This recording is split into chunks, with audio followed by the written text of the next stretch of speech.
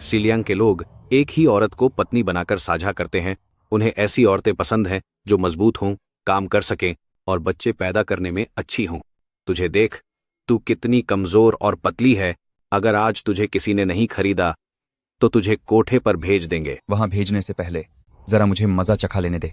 आ जाओ।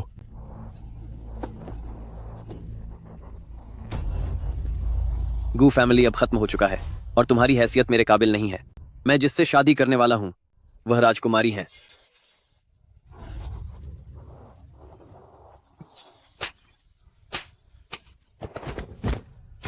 इसे जीलियांग में फेंक दो। मैं फिर कभी इसे अपनी नजरों के सामने न देखूं। मैं ही कानून हूं।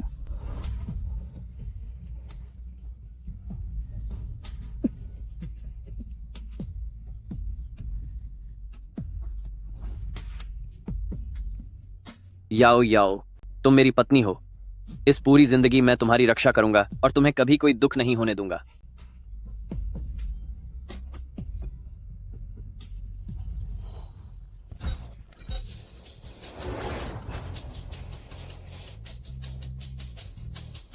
मेरे इंसान को छूने की हिम्मत कैसे हुई?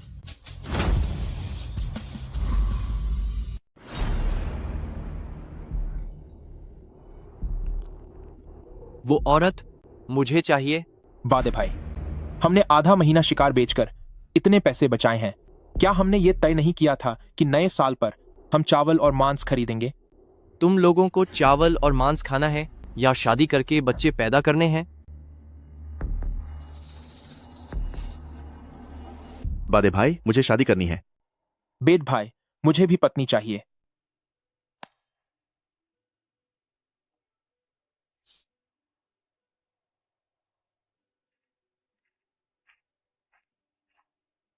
अब से हमारे घर में एक औरत होगी। लड़की, अब से तुम हम तीनों की पत्नी हो। अब से हम तीनों तुम्हारा ख्याल रखेंगे और तुम्हें कोई परेशान करने की हिम्मत नहीं करेगा। जाओ शी ने मेरे पूरे परिवार को बर्बाद कर दिया। राजकुमारी ने मेरे दादा पर दुश्मनों का साथ देने का झूठा आरोप लगाया। ये दुश्मनी कभी खत्म नहीं होगी। अब जब मैं जिंदा बच गई हूं तो मैं गू शियाओ खुदा की कसम खाती हूं कि मैं तुम सबको कड़ी सजा देकर बदला लूंगी।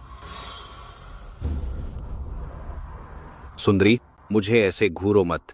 ये तुम्हारे उस विद्वान पति ने खुद हमसे कहा है कि हम भाई पूरे रास्ते सिलियांग तक तुम्हारी अच्छे से खातिरदारी करें। तुम लोग जानवर हो।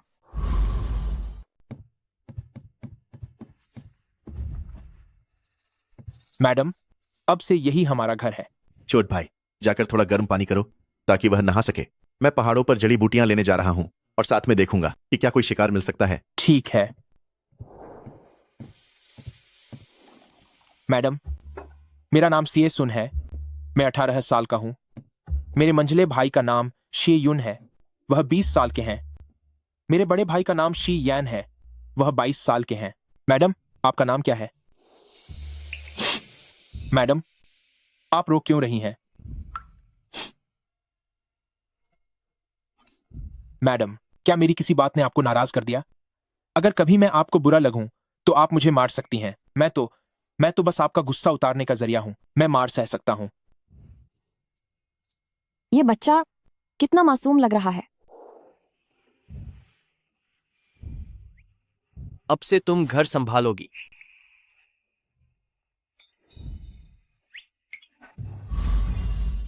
ये उन डकैतों का इनाम है। वे लोग मोस्ट वांटेड अपराधी थे। जाओ शी, तुम जानते थे कि वे खतरनाक लोग हैं, फिर भी तुमने मुझे उनके हवाले कर दिया। रो मत। अब से जो भी तुम्हें परेशान करेगा मैं उसे खत्म कर दूंगा। इन पैसों से तुम जो चाहो वो खरीद सकती हो।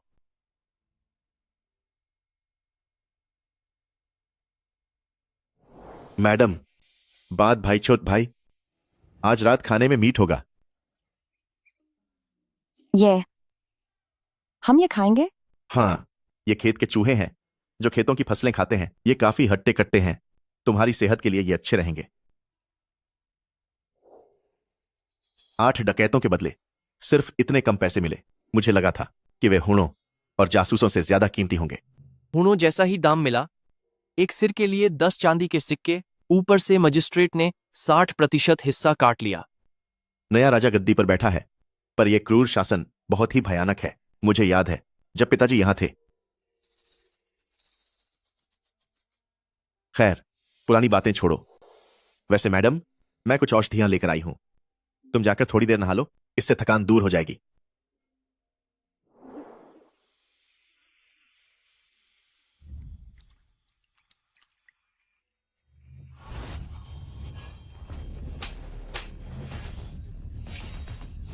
गू फैमिली अब हार चुका है।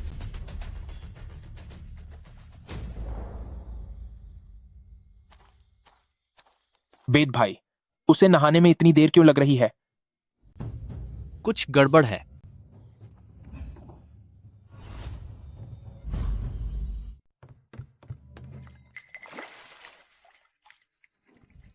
चाहे कुछ भी हो जाए, कोई गलत कदम उठाने के बारे में मत सोचना। जब तक मेरा बदला पूरा नहीं होता, मैं हार नहीं मानूंगी। हम वाकई एक जैसे लोग हैं।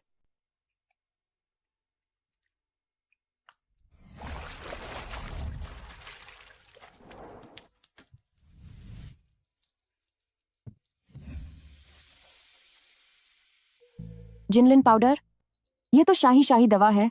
सीमा पर रहने वाले एक मामूली योद्धा के पास इतनी दुर्लभ चोट की दवा कैसे हो सकती है? दिवंगत सम्राट ने इसे केवल महान सैन्य योगदान देने वाले कुछ सेनापतियों को ही दिया था, और मेरे दादाजी को। दरबार में एक इंसान था जिसे देशद्रोही घोषित किया गया था, जनरल शी। लेकिन अभिलेखों के अनुसार उसकी सिर्फ एक ही बेटी थी, और वह परिवार के साथ खत्म हो गई थी। कोई भी जीवित नहीं बचा था।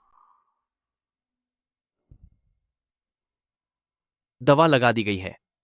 एक दिन के आराम के बाद तुम ठीक हो जाओगी। अब अपने कपड़े पहन लो। शानदार खाना तैयार है, जल्दी आओ और खाना खाओ। आखिरकार बन गया। इसे देखकर ही मेरे मुंह में पानी आ रहा है।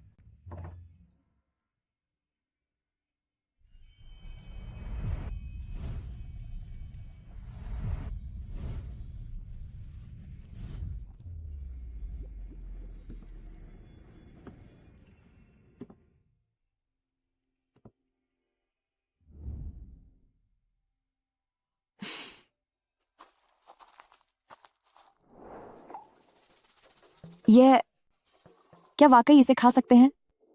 हाँ, बिल्कुल। यह चूहे का मांस बहुत स्वादिष्ट है। जरा चख कर देखो।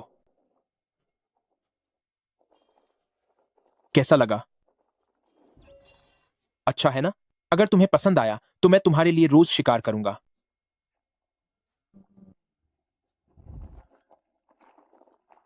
ये लो। खाना खाने के बाद तुम जिसे भी चुनो, उसके दरवाजे पर अपनी जूतियां रख देना।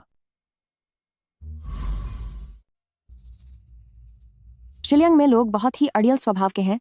वहां गरीब परिवारों में अक्सर भाइयों के बीच एक ही पत्नी होने का रिवाज होता है। मैंने सुना है कि खरीदी हुई औरतों को हर रात किसी न किसी एक पति के दरवाजे के बाहर अपनी जूतियां रखनी पड़ती हैं, वरना इसे उनका अपमान माना जाता है, जिसकी वजह से उन्हें बुरा भला कहा जाता है या फिर बुरी तरह से पीटा जाता है।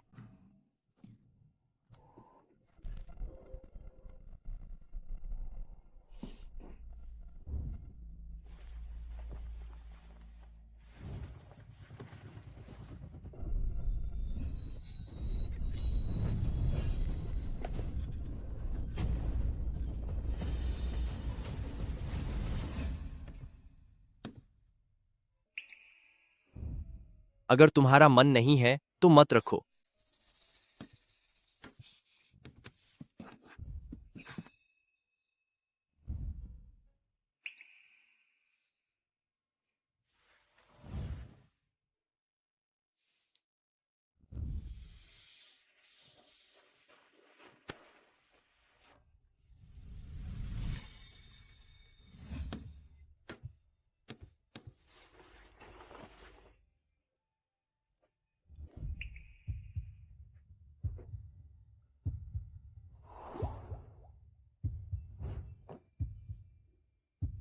रात में बहुत ठंड है, इसलिए अपने कपड़े पहनकर ही सो जाओ।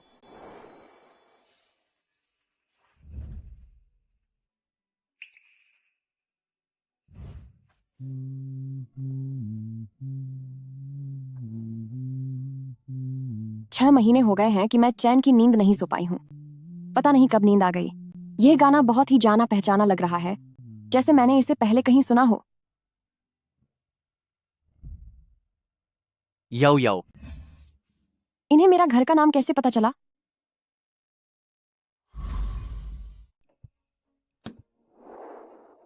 खाना खाओ। छोट भाई, भैया शी और दूसरे भैया कहाँ गए हैं? बड़े भाई लकड़ी काटकर पैसे कमाने गए हैं। बड़े भाई लकड़ी काटकर पैसे कमाने गए हैं।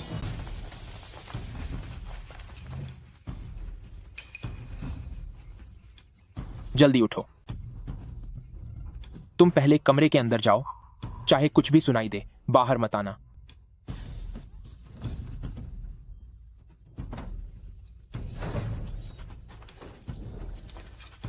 साहब, ये सब क्या है? क्या घर के अंदर कोई और भी है? हुबेन जूते? यह सिलियंग सेना की वर्दी नहीं है, बल्कि यह राजधानी की शाही सेना के हैं। झाओसी, ये तुम हो?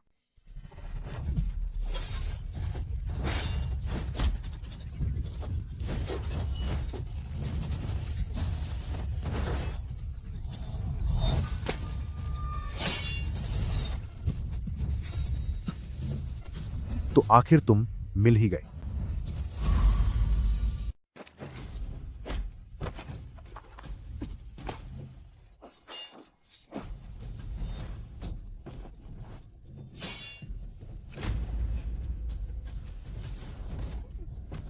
छोट भाई,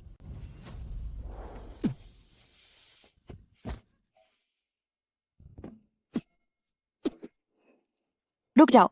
उन्हें मत छुओ। मैं तुम लोगों के साथ चलूंगी। अगर यह बात पहले मान लेती तो हम सबको इतनी परेशानी नहीं होती, है ना? नहीं, उसे छोड़ दो।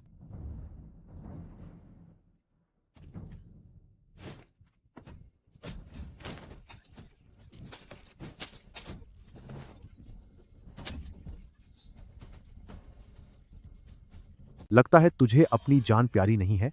अब तेरा खेल खत्म।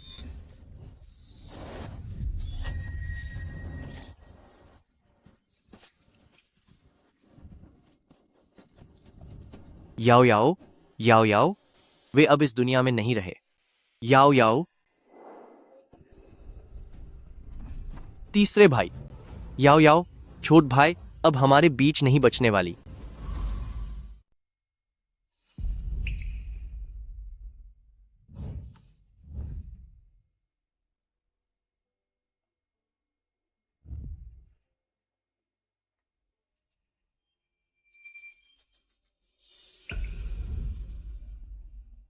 तुम्हें पश्चिमी क्षेत्र लोगों के इलाज का तरीका कैसे पता?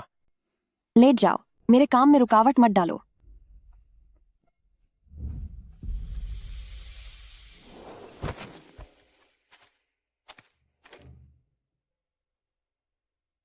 हुबेन जूते, ये राजधानी की शाही सेना के हैं। क्या इसने भी यह भांप लिया? शी परिवार भाई, वाकई तुम कोई आम जिलियंग शिकारी नहीं हो।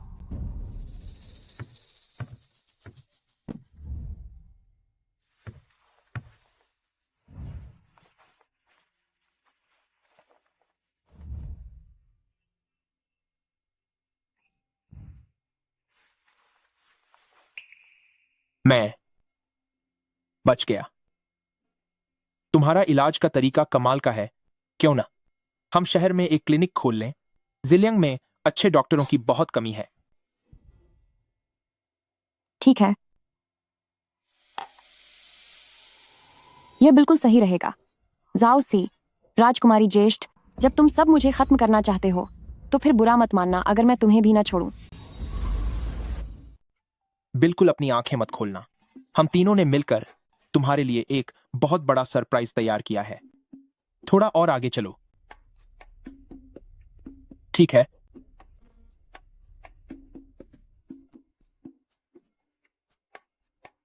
अब देखो, हमारे पास जो पैसे बचे थे वो इस हवेली को खरीदने के लिए काफी थे। सड़क किनारे वाला यह हिस्सा तुम्हारे दवा खाने के लिए है। पीछे के ये कमरे हमारे रहने के लिए हैं, और यह वाला कमरा, और यह भी। यह कमरा सबसे बड़ा और हवादार है। यह तुम्हारे रहने के लिए है। ये तो बहुत बड़ा है। मैं बगल वाले छोटे कमरे में रह सकती हूँ।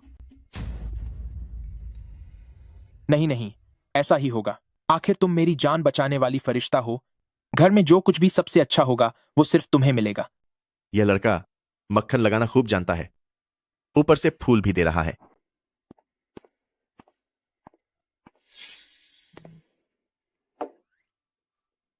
यह तो बहुत भारी है। भारी तो होगा ही, यह तो हमारे घर के उस कंजूस के तिजोरी के सबसे गुप्त पैसे हैं। इसे रखो, मिठाइयां खरीद लेना।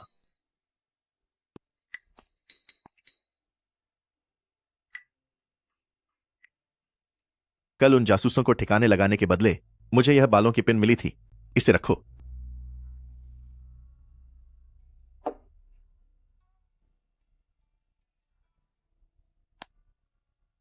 तुम्हारी तहजीब और हुनर को देखकर मैं जानता हूं कि तुम जरूर किसी ऊंचे घराने की बेटी हो।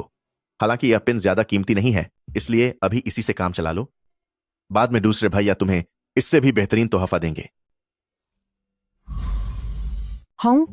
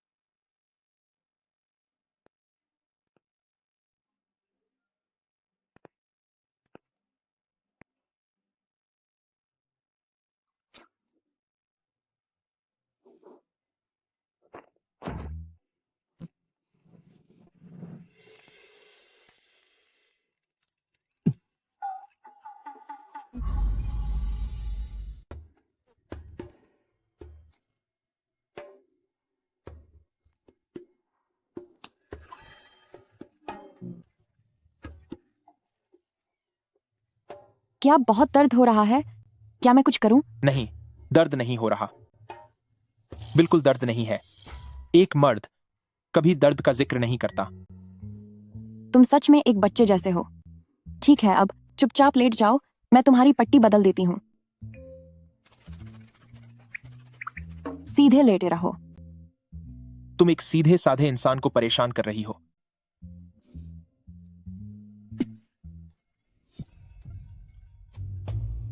तुम पिछले 10 दिनों से लगातार मेरे दरवाजे पर जूते रख रही हो। तुम यह सब जानबूझकर कर रही हो। छोट भाई, अब से दूसरे भैया तुम्हारी पट्टी बदलने में मदद करेगी। दूसरे भैया, आह, दर्द हो रहा है, बहुत दर्द है।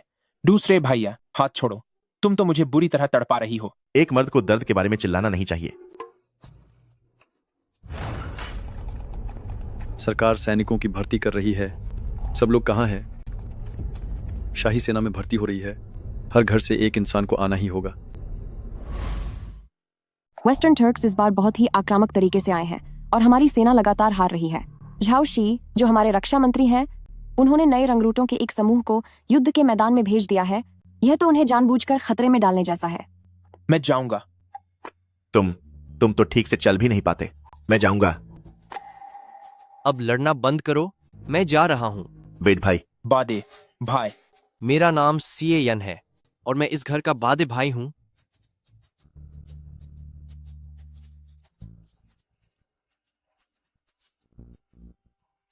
मेरा नाम सेना की सूची में दर्ज है, तो आपसे निवेदन है सर सोल्जर कि मुझे अपने परिवार से विदा लेने के लिए थोड़ा समय दें। मैं कल सुबह होते ही सेना में हाजिर हो जाऊंगा। ठीक है, कल सुबह तड़के 5 बजे शहर के पूर्वी मैदान में इकट्ठा होना।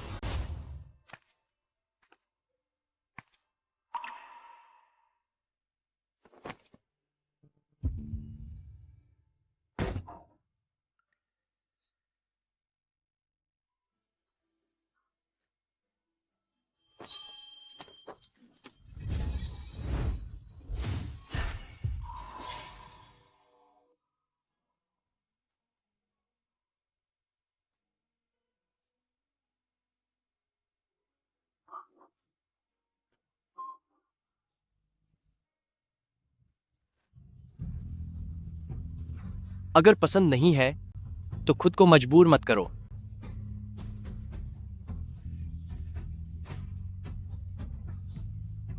अपना ख्याल रखना और मेरे वापस आने का इंतजार करना।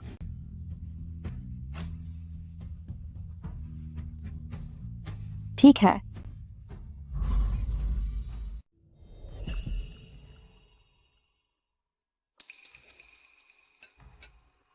क्या बात है भाई, पहले ही ट्रेनिंग ग्राउंड पर पहुंच गया है। भरोसा रखो, बेद भाई बहुत ताकतवर योद्धा है। वो उन तुर्कों को पूरी तरह से तबाह कर देगा। मुझे भी भैया सीए पर पूरा यकीन है। हमें जल्दी से खाना खाना चाहिए, उसके बाद पीछे वाले आंगन में चलकर जड़ी बूटियां अलग करने में मेरी मदद करना। सही कहा, तुम्हारी डॉक्टरी इतनी अच्छी है कि फीस के पैसों से ही हम बहुत अमीर बन जाएंगे। सीमा का यह छोटा सा कस्बा है, यहाँ सभी गरीब लोग हैं। हमें सिर्फ दवाओं की लागत ही लेनी चाहिए। सेना में भर्ती, सेना में भर्ती।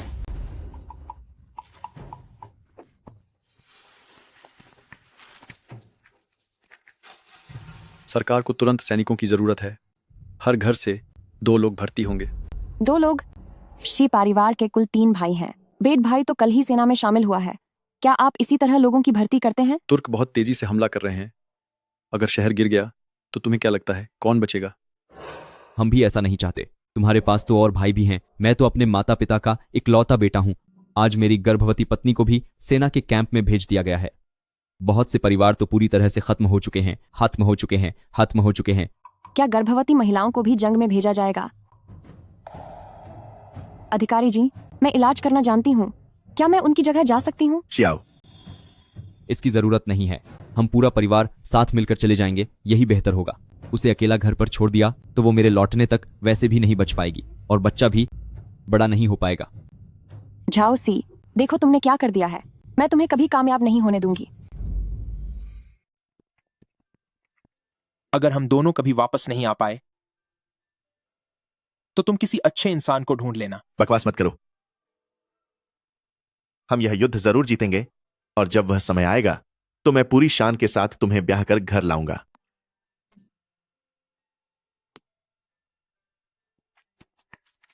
तुम दोनों को हिम्मत रखनी होगी। बस थोड़ा और इंतजार करो, बस होने ही वाला है।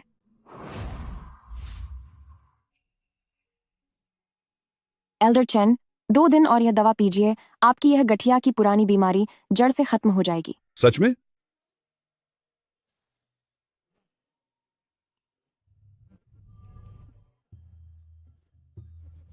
बहुत अच्छे। बेटी, मैं तुम्हें सच बताता हूं, मैंने कई वैद्यों को दिखाया, ढेर सारी दवाइयां भी खाईं, लेकिन कुछ भी काम नहीं आया। तुम तो वाकई में एक चमत्कारिक वैद्य हो। मैं तुम्हें और ज्यादा पैसे दूंगा। क्योंकि आप राजधानी से आए एक व्यापारी हैं, इसलिए आपकी फीस पूरी तरह से माफ है। लेकिन ऐसा कैसे हो सकता है? तुमने मेरी जान बचाई है। बिना पैसों के यह सही नहीं होगा। आपको बस मेरे लिए एक छोटा सा काम करना होगा। सिर्फ एक काम क्यों? मैं तो तुम्हारे लिए 100 काम भी कर सकता हूं। बताइए। जब आप राजधानी वापस लौटे तो बस वहां चारों तरफ यह बात फैला दीजिए कि इस सिलियंग सीमा पर एक गू फैमिली मेडिकल क्लिनिक है, जहां राजधानी से आने वाले किसी भी व्यापारी के इलाज की कोई फीस नहीं ली जाती। झाओशी, बताओ, क्या तुम यही सुनना चाहते थे?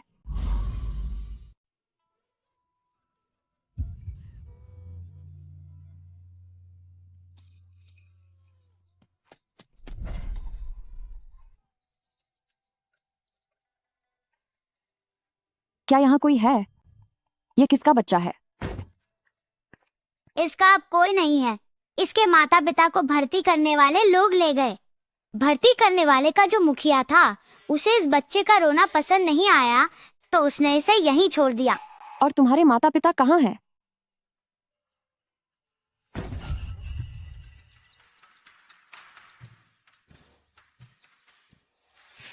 यह दुनिया कितनी निर्दयी है।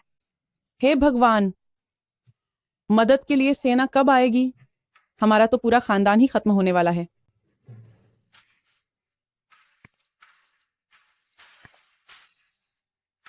मुझे बहुत भूख लगी है।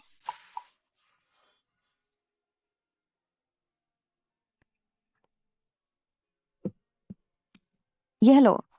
आपका धन्यवाद दीदी।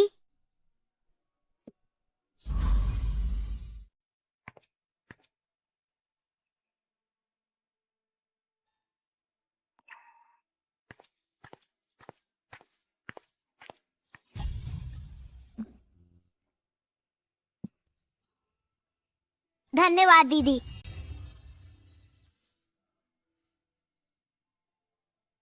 इसका कोई फायदा नहीं है, तुम इन्हें नहीं बचा सकती। अगर ये आज जी भी गए तो कल भूख से चले जाएंगे। खून हमला करने ही वाले हैं, हम सब खत्म हो जाएंगे।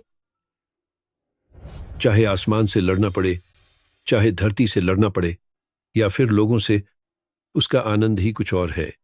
शियाओ, मेरी प्यारी पोती, बचपन से ही तुम बहुत सीधी रही हो, पर डरो मत, तुम्हारे दादाजी तुम्हें बचाने के लिए यहाँ हैं। दादाजी, आपने शायद कभी सोचा भी नहीं होगा कि एक दिन ऐसा आएगा जब आप मुझे कभी नहीं बचा पाएंगे। अब जब पीछे हटने का कोई रास्ता नहीं है, तो मैं भी आजमाना चाहती हूँ कि इस पूरी दुनिया से लड़ने का आखिर क्या मजा है। बच्चों, मेरे साथ घर चलो। ठीक है।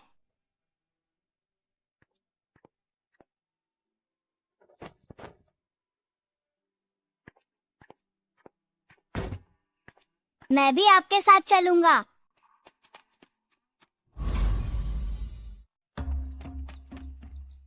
आज से मैं तुम्हारी माँ हूँ। मैं हमेशा तुम्हारे साथ रहूंगी जब तक तुम्हारे माँ बाप वापस नहीं आ जाते। माँ, मेरा नाम आशवान है। हमारे घर में अभी भी कुछ अनाज बचा हुआ है। ठीक है एश्वन, चलो घर चलते हैं।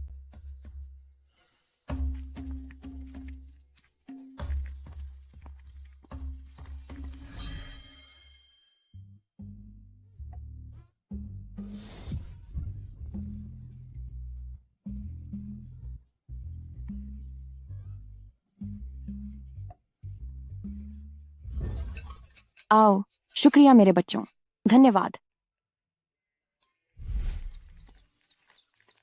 इन पीले पत्तों को हटा दो। हाँ, इन्हें तोड़कर एक तरफ रख दो, टोकरी के पास रख दो। मदद आ गई है। सरकार ने 2 लाख की फौज भेजी है। गवर्नर साहब राहत के लिए बहुत सारा अनाज भी लाए हैं। गवर्नर?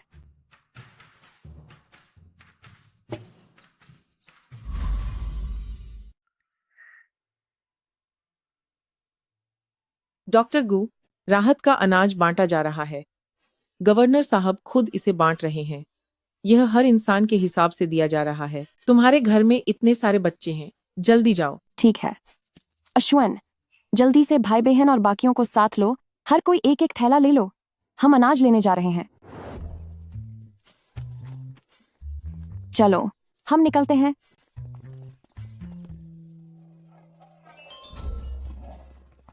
शुक्रिया, बहुत बहुत धन्यवाद।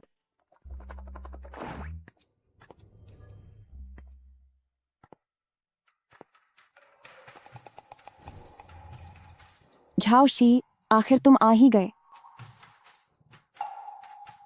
हुजूर, ये सभी इस शहर के अनाथ और बेसहारा बच्चे हैं। विनती है हुजूर कि इन्हें खाने के लिए कुछ दे दें।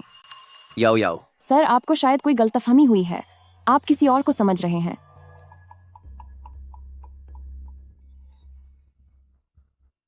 ये सारा अनाज इन मैडम के घर पहुंचा दो। बच्चे अभी बहुत छोटे हैं, वे इतना बोझ नहीं उठा पाएंगे।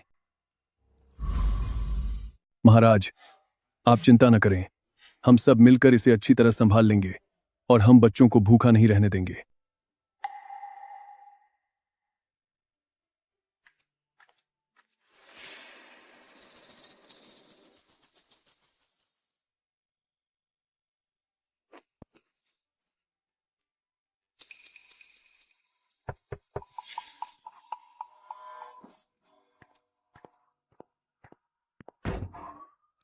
याओ याओ।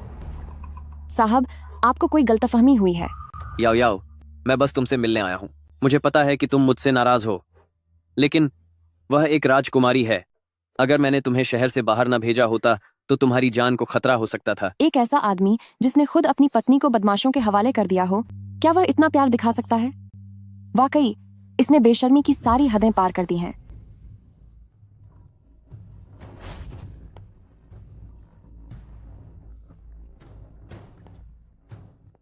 याओ याओ, अब से मैं शीलियांग का गवर्नर रहूंगा। तुम्हें जो भी चाहिए बेझिझक मेरे पास आना।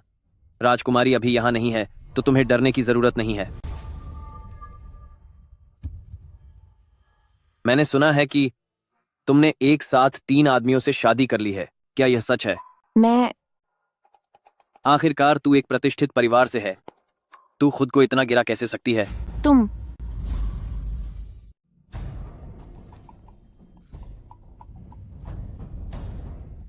याओ याओ, मेरा वो मतलब नहीं था, तुम डरो मत।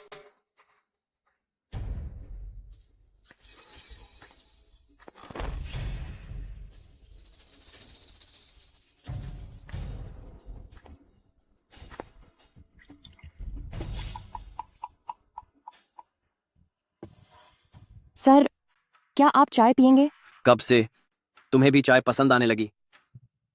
कुछ बच्चे बहुत छोटे हैं, रात को जागकर उनकी देखभाल करनी पड़ती है, इसीलिए कड़क चाय बनाई है ताकि नींद न आए। शिलियांग के पास कोई अच्छी चाय नहीं है, शायद आपको इसका स्वाद पसंद ना आए।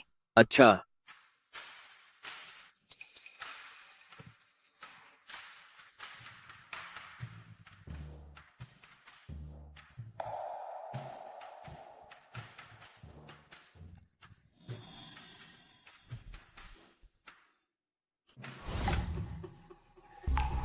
वाकई कड़वी है। मैं आपके लिए थोड़ा गर्म पानी लाती हूँ। याओ याओ, क्या तुम जानती हो तुम्हारी सबसे बड़ी कमजोरी यह है कि तुम्हें झूठ बोलना नहीं आता। जब भी तुम किसी के खिलाफ साजिश करती हो तब घबराहट की वजह से तुम्हारे कान लाल हो जाते हैं।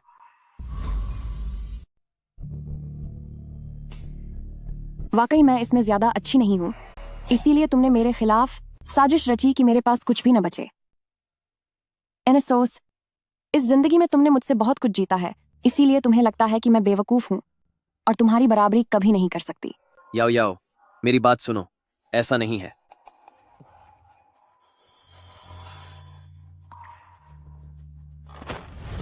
मैं कैसे? तुमने मुझे दवा कब दी? मुझे पता था कि तुम मुझ पर शक करोगे और ये चाय नहीं पियोगे, लेकिन तुम बच्चों पर शक कभी नहीं करते। वो बच्चे, क्या उन्हें भी दवा दी गई है? हाँ, बिल्कुल। मैंने खास इंतजाम किया था।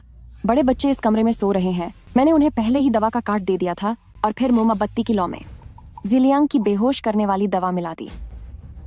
तो असली काट इस चाय में था, इसलिए तुमने जानबूझकर मुझे यकीन दिलाया कि चाय में जहर है। क्या तुम? हाँ, सब जानते हैं कि मेरा चेहरा जल्दी पकला जाता है, मैं बुराई करने में माहिर नहीं हूँ। लॉर्ड झाओ को तो मुझसे सावधान रहना ही चाहिए। याओ याओ, मेरी बात तो सुनो। अपना मुंह बंद करो।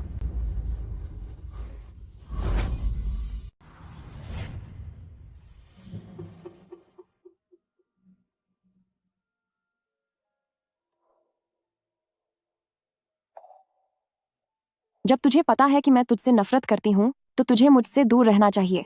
सबकी नजरों से बचकर आधी रात को मेरी बेबसी का तमाशा देखने आए हो ताकि तुम अपनी हैसियत दिखा सको। जाओ शी, तुम सच में घिनौने इंसान हो। मुझे बांधकर तुम क्या कर लोगी?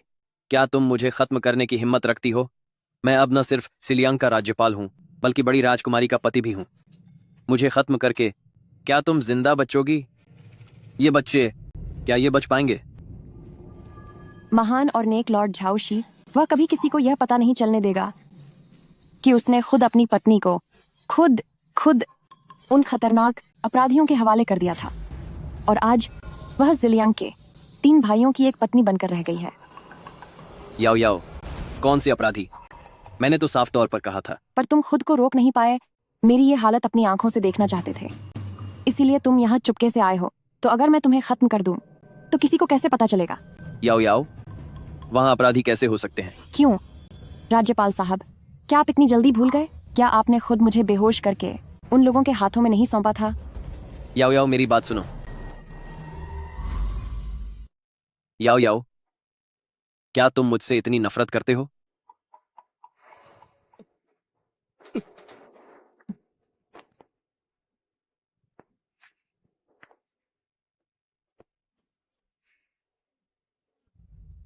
चुप हो जाओ, तुम्हारा मेरा नाम लेने का कोई हक नहीं है।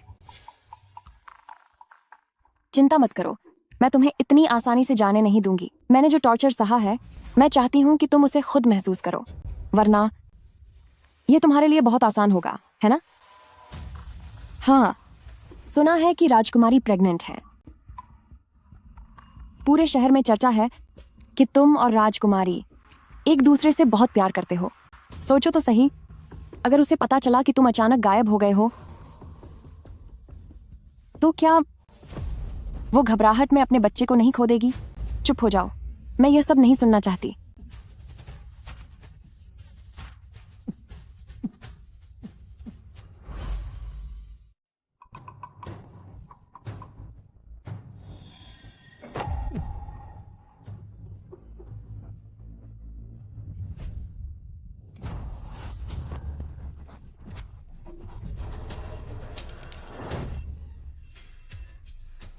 काफी नहीं है, यह अभी भी काफी नहीं है। तूने जो झेला है वो अब तक बहुत कम है। झाओशी, तूने मेरे पूरे गू फैमिली परिवार को बर्बाद किया, तो तू कड़ी से कड़ी सजा पाने के ही लायक है। याओ याओ, मैं तुम्हें बताना चाहता हूँ। चुप हो जाओ, चुप रहो। मैंने कहा था तुम्हारी कोई हैसियत नहीं है मेरा नाम लेने की। मेरा नाम मेरे दादाजी ने मुझे दिया था। तुम्हारी हिम्मत कैसे हुई? याओ याओ, जब तू आधी रात को सोता है, क्या तुझे गू फैमिली के उन मासूम लोगों की रूहों से डर नहीं लगता जो तुझसे बदला लेने आएंगी? याओ याओ, असल में तुम्हारे दादाजी। तुम्हारी मेरे दादाजी का नाम लेने की हिम्मत कैसे हुई?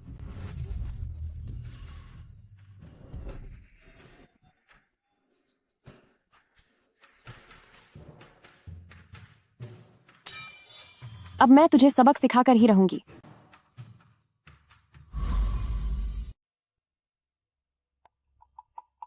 इतनी आसानी से तुम्हें जाने नहीं दिया जा सकता। असली खेल तो अब शुरू हुआ है। हे भगवान, कमांडर साहब इस वक्त गायब कैसे हो सकते हैं? जरूर यह उन तुर्कों का काम होगा। शहर में पक्का उनके जासूस छिपे होंगे। हमें उन्हें हर हाल में बचाना होगा। हाँ, हमें इस बात से सेना का मनोबल नहीं गिरने देना चाहिए। डॉक्टर गू यहाँ इतने सारे बच्चों को पाल रहे हैं, जिनमें से कई तो हमारे जान पहचान के हैं। अगर उन्होंने हमें पहचान लिया और हमारे साथ चलने की जिद करने लगे तो हम क्या करेंगे? सब कह रहे हैं कि डॉक्टर गू भगवान के भेजे हुए फरिश्ते हैं। वे बहुत ही दयालु इंसान हैं। वे कभी किसी तुर्क जासूस को नहीं छिपाएंगे। सही कहा। हम सबको डॉक्टर गू पर पूरा भरोसा है। शुक्र है कि कमांडर साहब सिर्फ राजकुमारी की मेहरबानी से इस पद पर आए थे। उनमें कोई खास काबिलियत नहीं है। उनके गायब होने से हमारी सेना की हिम्मत पर कोई बुरा असर नहीं पड़ेगा। लेकिन राजकुमारी का काफिला कल तक शिलियांग पहुंच जाएगा। तब हम राजकुमारी को क्या जवाब देंगे? चलो अब चलते हैं। बहुत अच्छा, एक एक करके आखिरकार सब आने वाले हैं।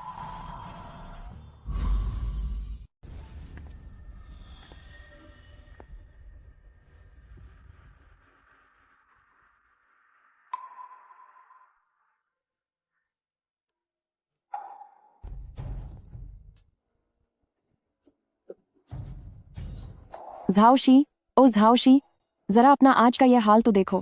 क्या तुम में जरा भी उस शाही दामाद और महान विद्वान जैसी कोई शान बची है?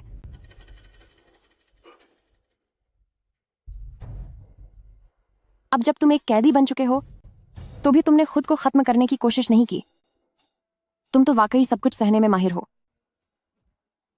जब उस समय तुम्हारे परिवार को देश निकाला मिला था तो तुम्हारे घर के सभी लोग बीमारी से चले गए थे और सिर्फ तुम ही इकलौते वारिस बचे थे। कमजोर होने के कारण तुम्हें एक मंदिर में पाला गया, तभी तुम किस्मत से बच पाए। वो मेरे पिताजी ही थे जो तुम्हें उस मंदिर से गू फैमिली वापस लाए, तुम्हें सहारा दिया और तुम्हें मेरे साथ बड़ा किया। तुम जानते थे कि हमारा रिश्ता तय हो चुका है, इसीलिए बचपन से ही तुमने मुझे खुश करने और अपना प्यार दिखाने का कोई मौका नहीं छोड़ा ताकि मेरा ये दिल पूरी तरह तुम पर ही आ जाए। लेकिन अब मुझे समझ आया है कि तुम्हारी वो सारी अच्छाई बस एक नाटक थी।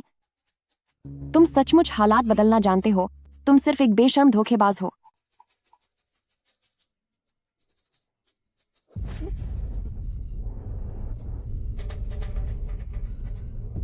तुम्हारी ये आंखें सच में बचपन से ही किसी कुत्ते को भी इतने ही प्यार से देखती आई हैं। अगर दोबारा मुझे इस तरह देखा तो मैं तुम्हारी इन आंखों को हमेशा के लिए सबक सिखा दूंगी।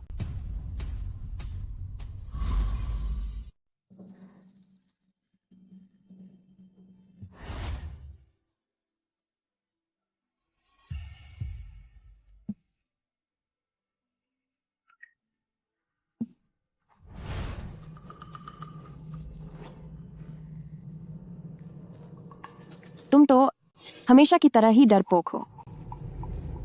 क्या तुमने भी सुना? हाँ, सही सुना। राजकुमारी ज्येष्ठ आने वाली है। जिस राजकुमारी को तुमने अपनी बातों में फंसा रखा है वह अपने बच्चे के साथ तुम्हें यहाँ ढूंढते हुए आ रही है। बहुत खुश हो ना? तुम्हारे इनकार करने से कुछ नहीं होगा। जरा सोच कर देखो, तुम्हारी आज की ये हालत देखकर क्या वह तुम्हें कभी अपनाएगी? और हाँ, मेरे पास एक बहुत बड़ा राज है जो मैंने तुम्हें अब तक नहीं बताया है। तुम्हारे और राजकुमारी ज्येष्ठ के बारे में जानना चाहते हो? जब तक तुम जिंदा रहोगे तब तक मैं तुम्हें कभी नहीं बताऊंगी यह राज, लेकिन जिस दिन तुम खत्म हो जाओगे शायद उस दिन मैं यह राज्य बता दूं। जाओशी, मुझे अब पछतावा हो रहा है। पछतावा इस बात का कि मैंने तुम्हारी जुबान इतनी जल्दी काट दी। अगर तुम्हारी जुबान सलामत होती तो शायद हम और बातें कर सकते थे। मैं वाकई में जानना चाहती हूँ कि तुम मुझे कैसे कोसते हो।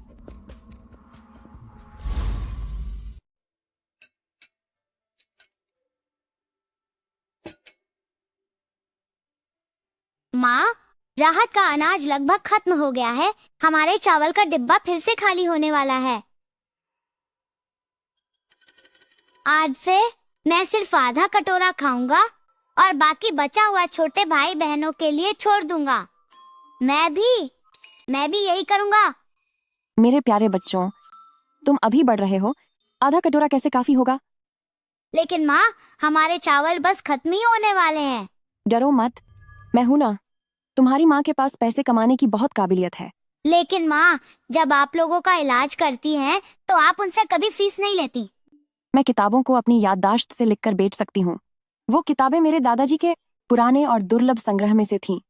हर एक किताब बेशकीमती है।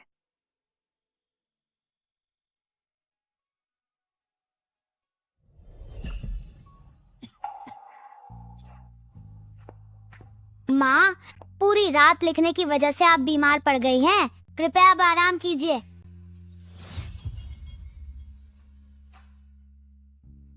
मैं अभी आराम नहीं कर सकती। अभी और भी लोग हैं जो इन खास किताबों का इंतजार कर रहे हैं। ये दुर्लभ किताबें बड़े रईसों के बीच बहुत कीमती मानी जाती हैं। राजकुमारी साहिबा जल्द ही यहाँ पहुँचने वाली हैं, लेकिन हमारा यह सिलियंग इलाका तो बहुत ही पिछड़ा और गरीब है। हम उन्हें तोहफे में क्या देंगे? बात हमारी इज्जत और हमारी नौकरी की है। मिल गया रास्ता। मुझे अभी अभी 2 पुरानी और दुर्लभ किताबें मिली हैं। कहा जाता है कि वे अरसे पहले खो गई थीं। वही राजकुमारी को भेंट करेंगे।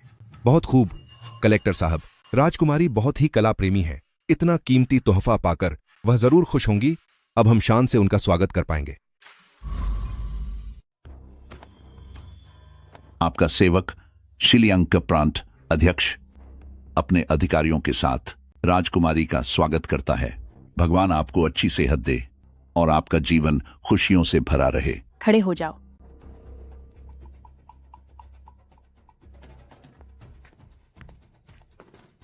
राजकुमारी, आप लंबी यात्रा से थक गई होंगी।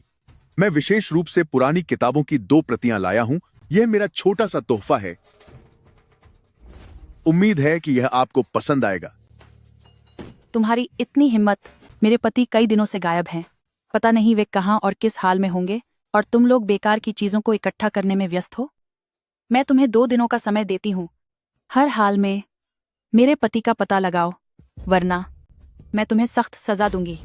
राजकुमारी, कृपया शांत हो जाइए। मैंने अपने आदमियों से जिलियंग का कोना कोना छान मारा है, लेकिन वे जैसे गायब ही हो गए हैं। मुझे डर है कि यह शायद टर्किक के जासूसों का काम है। टर्किक का वह नीच इंसान मेरे आदमी को हाथ लगाने की हिम्मत कैसे हुई? मैं अपने साथ 2 लाख की सेना लाई हूं। जल्द ही हम टर्किक को तहस नहस कर देंगे, और उस वक्त मैं अपने पति को सुरक्षित वापस ले आऊंगी।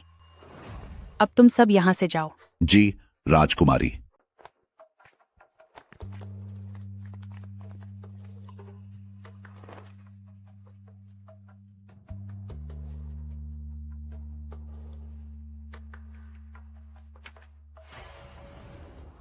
ये लिखावट इतनी जानी पहचानी क्यों लग रही है? कुर्सियाओ, घटिया औरत, तो तू अभी भी जिंदा है। बड़ी खबर, बड़ी खबर।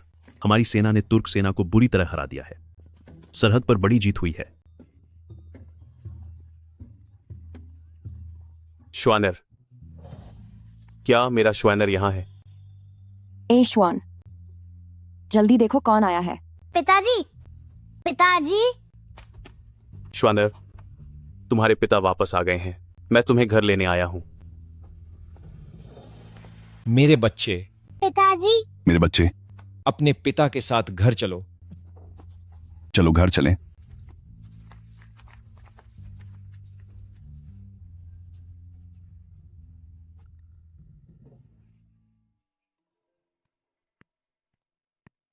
रो मत, थोड़ा और इंतजार करो।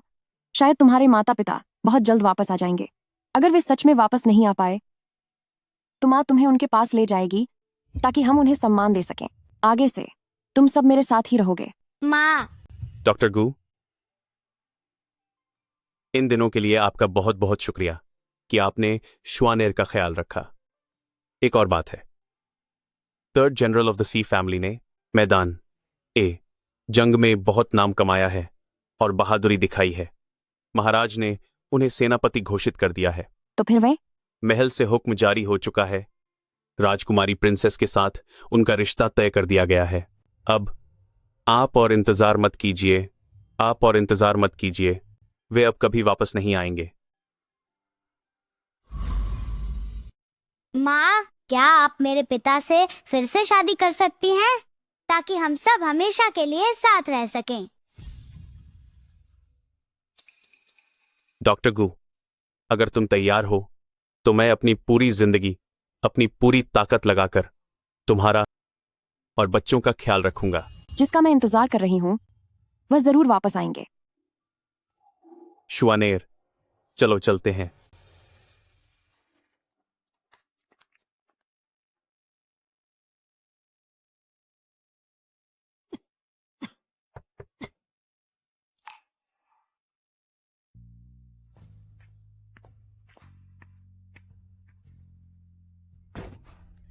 डॉक्टर गू, क्या आपके पास अभी भी कोई पुरानी और दुर्लभ किताब बची है?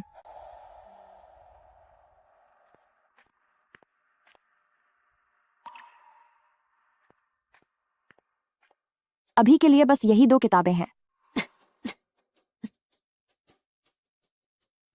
डॉक्टर गू, ये $200 रहे, इन्हें आप रख लीजिए। आपका बहुत धन्यवाद।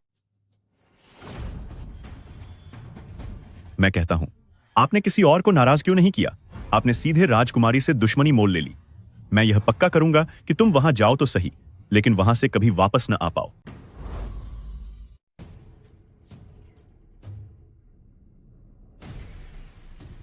गू शियाओ, तो ये वाकई में आप ही हैं। गू मनोर की प्रतियां तो मेरे द्वारा बहुत पहले ही जब्त कर ली गई थी। अब जब ये अचानक सिलियांग में फिर से दिखाई दी हैं, तो मुझे पता था कि कोई ना कोई तो जरूर बच गया होगा। लेकिन मुझे नहीं पता था कि तुम्हारी किस्मत इतनी अच्छी है कि तुम अब भी जिंदा हो। लगता है कि मेरे गू मनोर परिवार की तबाही कोई इत्तेफाक नहीं थी।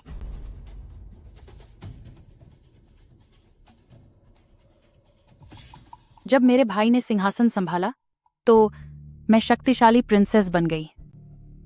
तुम्हारे दादा गू लांजो, उस बूढ़े आदमी ने कभी महल बनाने से रोका तो कभी मंदिर बनाने से मना किया। उन्होंने हर कदम पर मेरा विरोध किया। वह खुद को समझते क्या थे, इसीलिए मुझे उन्हें रास्ते से हटाना ही था। मेरे दादाजी सिर्फ देश की भलाई चाहते थे। महाराज अभी छोटे हैं। आपकी कई नीतियां सिर्फ जनता का पैसा और मेहनत बर्बाद कर रही थीं। मेरे दादाजी ने पूरी ईमानदारी के साथ सिर्फ उन्हें समझाने की कोशिश की थी। एक प्रिंसेस होने के नाते आपने वफादारों की कदर करने के बजाय उन्हें खत्म करने का फैसला किया। क्या आप खुद को देश और जनता का हितैषी कहने के लायक भी हैं? मैं इन सभी लोगों की मुखिया हूं। अगर तुम किसी को दोष देना चाहती हो तो उस बूढ़े बेवकूफ को दो जिसने मेरा रास्ता रोकने की कोशिश की। मेरा छोटा भाई बहुत छोटा और किसी काम का नहीं है, फिर भी वह उसे गद्दी पर बिठाने के लिए अड्डा हुआ था ताकि वह मुझे हर कदम पर काबू में रख सके। उसके रहते मैं गद्दी कैसे हासिल कर सकती थी? तुम तो तुम वाकई गद्दी छीनना चाहती थी। क्या खून की उल्टी हो रही है? डॉक्टर गू का शरीर अब जवाब दे रहा है। इसे क्या कहते हैं? दूसरों का इलाज करने वाला खुद को नहीं बचा सकता। लोग कहते हैं कि गू फैमिली की बेटी बहुत ही प्रतिभाशाली है। सिलियांग के लोग तो तुम्हें किसी फरिश्ते की तरह पूजते हैं, पर मेरी नज़र में तू बिल्कुल बेकार है। तेरी ये सारी काबिलियत और हुनर सब दिखावा है। अगर मेरे दादाजी ने तुम्हारा रास्ता रोका भी था तो भी मेरे गू फैमिली के उन सैकड़ों नौकरों का तुमसे कोई झगड़ा नहीं था। तुमने उनमें से एक को भी क्यों नहीं छोड़ा? यह मेरा फैसला नहीं था। यह सब जाओ शी का किया धरा है। तुझे अभी तक नहीं पता क्या? सालों पहले जब भ्रष्टाचार की वजह से झाओ परिवार की बर्बादी हुई थी तो तेरे पिता ने भी उसमें हाथ बटाया था। तेरे पिता की ही कृपा थी कि उनमें झाओ परिवार की इकलौती संतान को पनाह देने की हिम्मत थी। जब मैंने उसे तुम्हारे गू मानोर के कुएं के पानी में जहर मिलाने के लिए कहा तो उसने फौरन उसे अंजाम दिया और इस पूरी तबाही को एक महामारी जैसा दिखा दिया। उसने एक पल के लिए भी नहीं सोचा। सिर्फ तू ही एक ऐसी बची थी जो पूजा करने की वजह से बच गई। उसने कहा था कि वह खुद तुझसे निपट लेगा। उसकी सबसे बड़ी गलती यही थी कि बचपन की दोस्ती और लगाव की खातिर वो तेरी जान बचाना चाहता था। उसने मुझसे झूठ बोला कि वह तुझे सिलियांग भेज रहा है, पर छिपकर तुझे जियांगनान भिजवाने की कोशिश कर रहा था। तुम क्या कह रही हो? जियांगनान? बिल्कुल सही। वाकई उसके दिल में तेरे लिए जगह थी, लेकिन मैं उसे कामयाब कैसे होने देती? मैंने कुछ गुंडों को बुलाया, उसके आदमियों को बदल दिया और रास्ता भी बदल दिया। मैं चाहती हूँ कि वो पूरी जिंदगी तुझे कभी ढूंढ न पाए। तो बताओ कैसा लगा? पूरे रास्ते 8 बदमाशों ने जो तेरा हाल किया, मजा आया ना?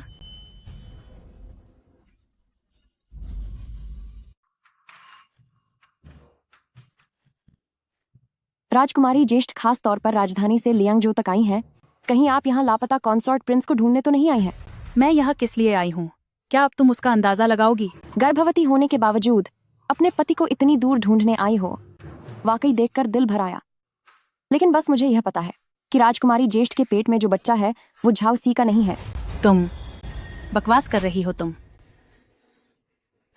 क्योंकि झाओ सी बरसों पहले सर्दियों में पानी में गिर गए थे, जिसकी वजह से वो कभी पिता नहीं बन सकते। जब वो बीमार थे तब डॉक्टर ने उनकी जांच करते समय गलती से यह बात मालूम कर ली थी, जिसके बारे में वो खुद भी नहीं जानते। यकीनन राजकुमारी ज्येष्ठ ने जल्दी सत्ता पाने के लिए वारिस पैदा करने की जल्दबाजी में किसी और के साथ ये बच्चा पैदा किया है ना?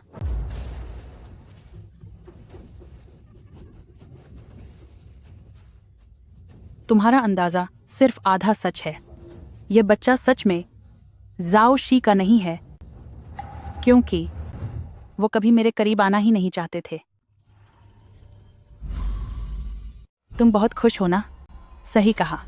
मैंने जाओशी को पा लिया है, पर उसका दिल अभी भी तुम्हारे पास है। उसने मुझसे शादी सिर्फ इसलिए की थी ताकि वह मुझे धोखा दे सके और फिर चुपके से तुम्हें यहाँ से दूर भेज सके।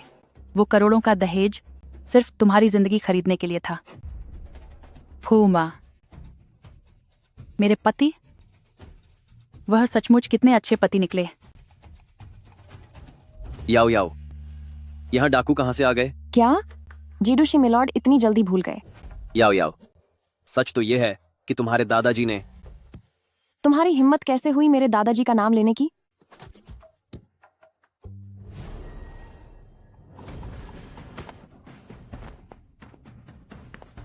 तो उसे पता था कि तुम यहाँ हो। उसका दिल तो कब का तुम्हारे पास उड़ चला था। उसने राजधानी में मंत्री बनने से इनकार कर दिया, मेरा पति बनने से भी मना कर दिया और इस घटिया जगह का गवर्नर बनना पसंद किया। वह तुमसे पागलों की तरह प्यार करता है। उसने सोचा था कि यहाँ आकर वह तुम्हारे साथ खुशी खुशी रह पाएगा। बेचारा, उसे पता ही नहीं था कि उन डाकुओं वाली घटना की वजह से तुम उससे कितनी नफरत करने लगी हो। अगर मेरा अंदाजा सही है तो अब तक जाओ शी तुम्हारे हाथों खत्म हो चुका होगा। उसका जाना ही अच्छा है। ऐसा पति जिसके दिल और दिमाग में मेरे लिए कोई जगह नहीं थी, उसे जिंदा रखकर मैं क्या करती? वह चला गया तो अब ये 2 लाख सैनिकों की फौज सिर्फ मेरी होगी। राजकुमारी ज्येष्ठ, कितनी बड़ी चालबाज हो तुम। पर अफसोस राजकुमारी जी, आप मुझे गिनना भूल गईं। अफसोस राजकुमारी साहिबा, आपने मुझे कम आंकने की गलती कर दी। कम आंकने की गलती? तुम एक मामूली कैदी मेरा क्या बिगाड़ सकती हो?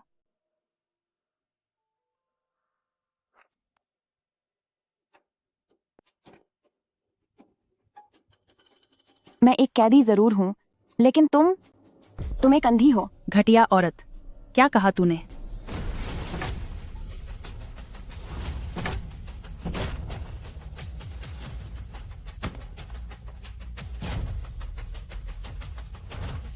गुशियाओ, तेरी हिम्मत कैसे हुई मुझ पर हमला करने की?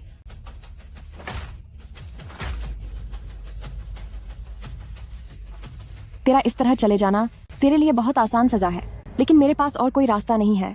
बिना इसके मैं तुम्हें खत्म नहीं कर सकती थी।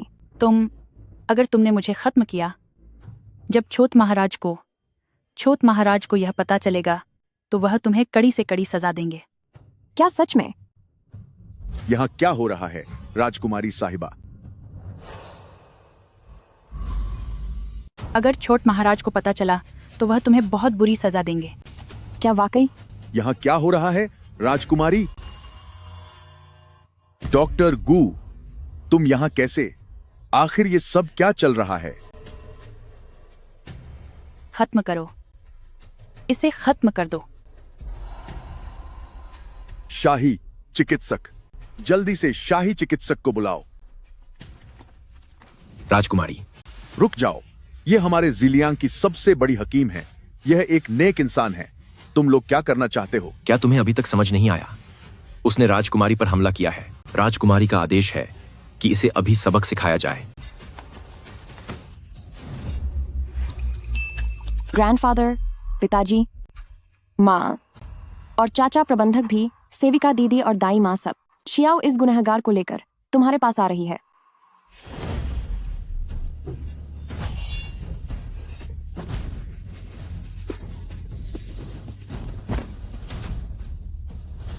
मेरे लोगों को हाथ लगाने की हिम्मत कैसे हुई? मेरे लोगों को हाथ लगाने की हिम्मत भी मत करना। अगर उसे कुछ भी करने की सोची तो पहले हमारे भाइयों की तलवारों का सामना करना होगा। शी यैन, तुम तीनों भाई, क्या तुम्हारा दिमाग खराब हो गया है? इतनी मुश्किल से हमने तुर्क शासक को जिंदा पकड़ा है और ओल्ड जनरल शी का केस फिर से खुलवाने का मौका बिल्कुल करीब है। ऐसे समय में कोई नई मुसीबत खड़ी नहीं होनी चाहिए। अब हम क्या करेंगे? एक राजकुमारी पर हमला करना पूरे खानदान को खत्म करने जैसा बड़ा अपराध है।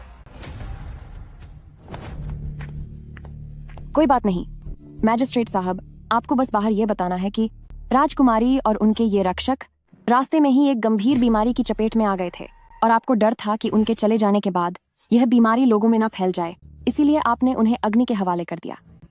जब दरबार को पता चलेगा कि आप अपनी जनता का कितना ख्याल रखते हैं, तो आपकी रिपोर्ट देखने के बाद हो सकता है कि आपका प्रमोशन ही हो जाए। मैं तुम्हें अनाथों को सहारा देते और मुफ्त में सबका इलाज करते देखता था तो मुझे लगता था कि तुम कोई नेक फरिश्ता हो, लेकिन कभी सोचा नहीं था कि तुम्हारा दिल एक बिच्छू के जहर से भी ज्यादा खतरनाक होगा।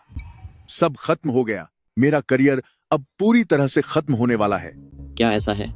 लेकिन मुझे क्यों लगता है कि उसका यह सुझाव काफी अच्छा है।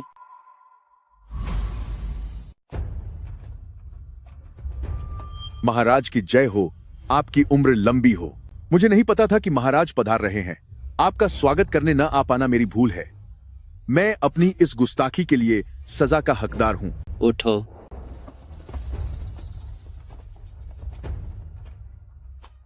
बादी बहन यहाँ लियांगजो के लिए राजकुमार को ढूंढने नहीं आई थी क्या? क्यों, क्या वो मिल गए? तुम यहाँ कैसे आए?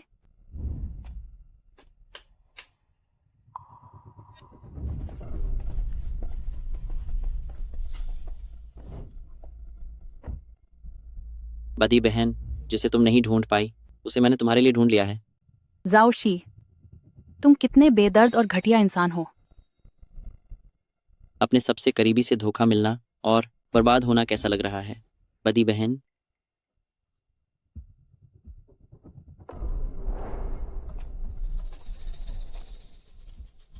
जाओ आईडी। अब जब सब सामने आ चुका है तो क्या तुम्हारे पास कहने को कुछ बचा है?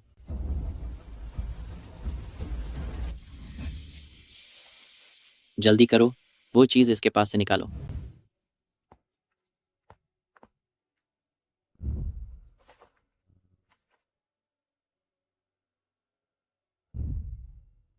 याओ याओ, मुझे माफ करना, मैंने तुम्हें धोखा दिया है।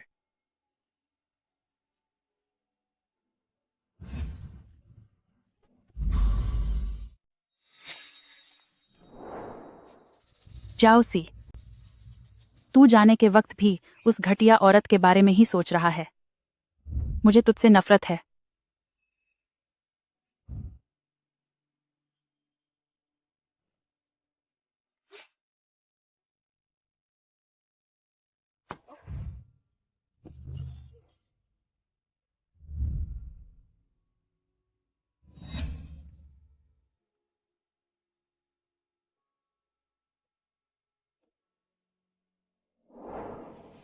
अच्छा तो यह बात है गूशियाओ, तुमने मेरे सबसे भरोसेमंद साथी को खत्म कर दिया और फिर मेरी बड़ी बहन को भी नहीं छोड़ा। अब बताओ तुम्हें क्या सजा मिलनी चाहिए? महाराज, जरा गौर से देखिए। झाओ शी और राजकुमारी एक दूसरे के साथ आपसी झगड़े की वजह से चले गए। इसमें मेरी पत्नी का दूर दूर तक कोई लेना देना नहीं है। गलत। मेरे सेनापति, मैंने आदेश जारी कर दिया है कि तुम्हारी शादी तीसरी राजकुमारी से होगी। वह औरत तुम्हारी पत्नी नहीं बन सकती।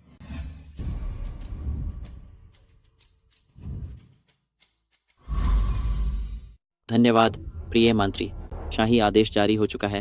राजा अपनी बात से पीछे नहीं हटते और राजा के आदेश की अवहेलना नहीं की जा सकती। अगर तुमने आदेश को ठुकराने की हिम्मत की तो इसे राजा के साथ धोखा माना जाएगा और इसकी सजा मौत होगी। महाराज, गु शियाओ पहले से ही मेरी वैध और ब्याही हुई पत्नी है। शी परिवार के पारिवारिक आदर्श कहते हैं, एक जीवन, एक काल और केवल एक साथी। मैं कभी दूसरी शादी नहीं करूंगा। मुझे यकीन नहीं होता, इस दुनिया का कोई भी आदमी हो, वो कई औरतों का साथ और कई पत्नियां भला कौन नहीं चाहता। छे प्रिय मंत्री, इतने रूढ़िवादी होने की क्या जरूरत है? बेशक छे प्रिय मंत्री ने तुर्की खान को जिंदा पकड़ा है और साम्राज्य के लिए बड़ा उपकार किया है। मैंने तुमसे वादा किया था कि मैं तुम्हारी एक इच्छा पूरी करूंगा। अब तुम मुझसे वह मांग सकते हो, मैं उस पर विचार करूंगा। लॉर्ड सी, यह एक सुनहरा मौका है। अभी महाराज का मूड अच्छा है।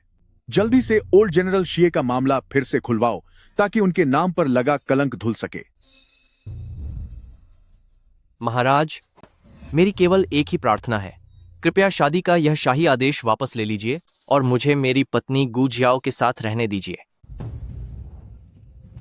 कृपया महाराज।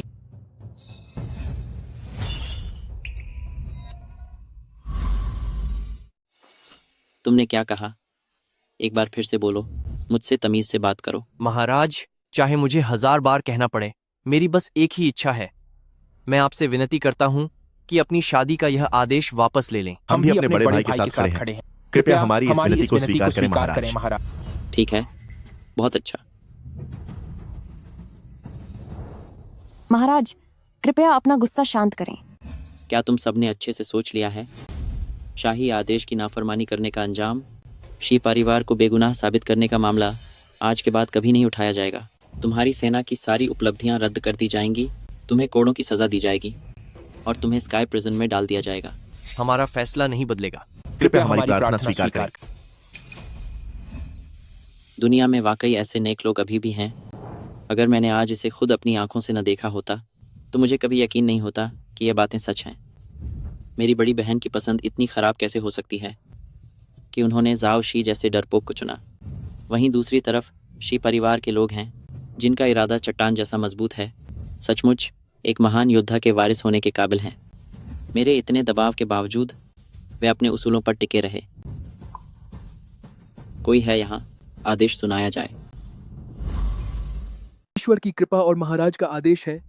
सी परिवार जो कई सालों से बेगुनाह थे, आज आखिरकार उनके दामन पर लगा दाग धुल गया है। शीयान, शीयुन और शी सुन के तीनों भाइयों ने सरहदों की रक्षा की है, दुश्मनों को धूल चटाई है, देश की रक्षा की है और बहुत बड़ा योगदान दिया है। शीयान को प्रथम श्रेणी का रक्षक जनरल बनाया जाता है, उन्हें रक्षक जनरल की हवेली दी जाती है।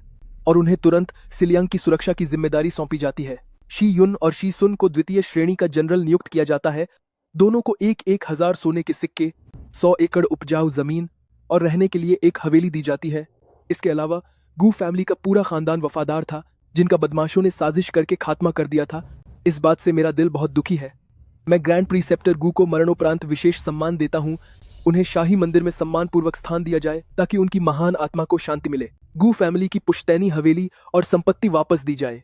गू फैमिली की बेटी गू श्याओ, जो गू क्लैन की असली वारिस हैं, उन्हें अपनी पुश्तैनी जायदाद विरासत में मिलती है ताकि वे अपने खानदान का नाम रोशन कर सकें। यही महाराज का आदेश है। शुक्रिया महाराज। उठो। महाराज, राजकुमारी और उनके पति की जो जान गई, क्या आप इसके लिए मुझे दोष नहीं देंगे? सिस्टर शियाओ, उस समय मैं बहुत छोटा था। मैं अपने गुरु के परिवार को बचा नहीं सका। यह मेरे पूरे जीवन का सबसे बड़ा दुख है। मेरे दिल में तुम ही मेरी असली दीदी हो। और झाओशी सिर्फ युद्ध का भूखा था। मेरी बहन तख्ता पलट की साजिश रच रही थी। वे सब अपराधी थे। इसके विपरीत दीदी ने लोगों का मुफ्त इलाज किया है, जंग में अनाथ हुए बच्चों को पाला है, समाज के लिए काम किया है और लोगों की भलाई की है। पूरी दुनिया की तरफ से मैं दीदी का शुक्रिया अदा करता हूँ। ग्रैंडफादर, क्या आपने देखा? वह समझदार राजा जिसकी आपने मदद की, वह अब बड़ा हो गया है। इंसाफ हो गया। आखिरकार इंसाफ मिल ही गया। अगर आज ओल्ड जनरल शी स्वर्ग से देख रहे होंगे तो उन्हें बहुत सुकून मिलेगा। बेटों ने बड़ी उपलब्धि हासिल की है और साथ ही एक परी जैसी बहू लाए हैं। क्या उनके पिताजी यह देखकर खुश नहीं होंगे? हाँ, याद आया। आपको एक अच्छा जीवन साथी मिलने के लिए बहुत बधाई दीदी। शी परिवार के वे 3 भाई, मैंने अभी खुद उनकी परीक्षा ली थी। हर कोई बहुत बहादुर और ईमानदार है। वे उस झाओ शी से 1000 गुना बेहतर हैं। दीदी, आपको उनमें से कौन पसंद है? मैं अभी आपकी शादी का हुक्म देता हूँ। नहीं महाराज, मैं शादी नहीं करूंगी। जब आप राजधानी लौटेंगे तो मैं आपके साथ राजधानी लौटना चाहती हूँ। ऐसा क्यों?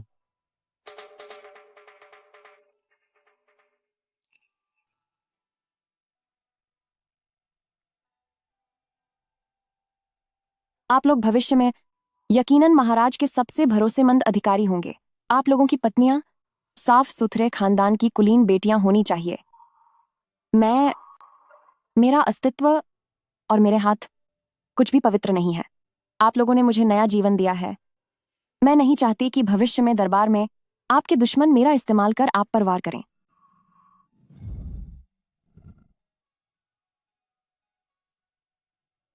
दूसरे भैया, तुम्हें क्या लगता है कि आज रात वह किसके दरवाजे पर अपने जूते रखेगी? बेद भाई ने बहुत मेहनत की है, तो शायद बेद भाई ही होगा।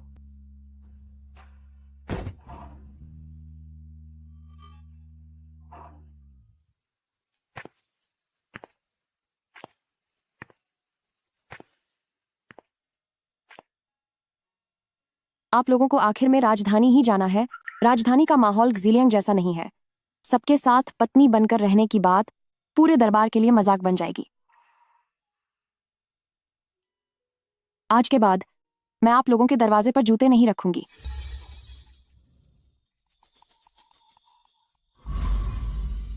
माँ, हमें छोड़कर मत जाओ। माँ, हमें छोड़कर मत जाओ। नादान बच्चों, माँ भला तुम्हें कैसे छोड़ सकती है? मैं पहले राजधानी वापस जा रही हूँ, वहां अपना घर ठीक से तैयार करने के लिए। फिर मैं तुरंत आकर तुम्हें घर ले जाऊंगी। राजधानी वापस जाकर न्याय पाना, यह तो बहुत बड़ी खुशखबरी है। आप चिंता न करें, इन बच्चों का ख्याल हम रखेंगे और यकीन मानिए कोई कमी नहीं आएगी।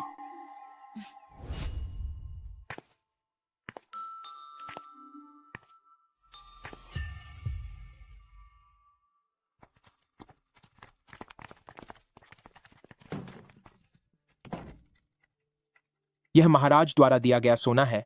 यह तुम्हारे लिए है। और यह भी लो। यह महाराज की दी हुई पेंटिंग्स और कलाकृतियां हैं। यह भी तुम्हारे लिए है।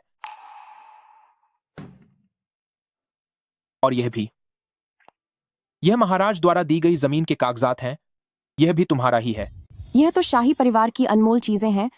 भला मैं इन्हें कैसे ले सकती हूँ? मैं शी परिवार खानदान का मर्द हूँ और अपनी पूरी जिंदगी में सिर्फ तुम्हें अपनी पत्नी मानता हूँ।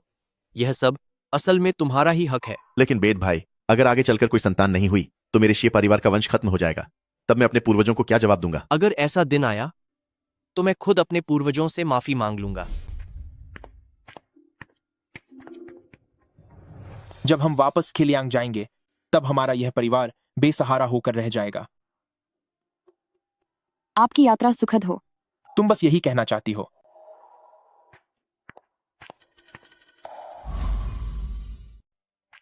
मिस गो, वो जनरल्स बहुत दुखी हैं।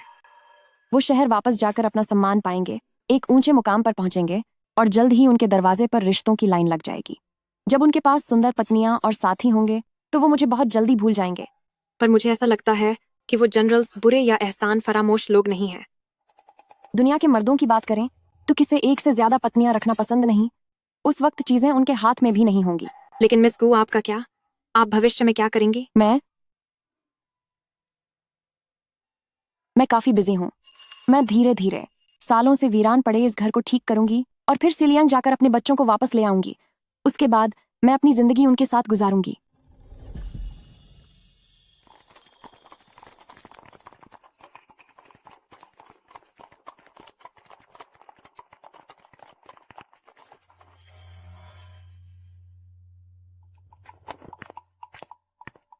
याओ याओ याओ याओ याओ याओ याओ याओ याओ याओ याओ याओ याओ याओ।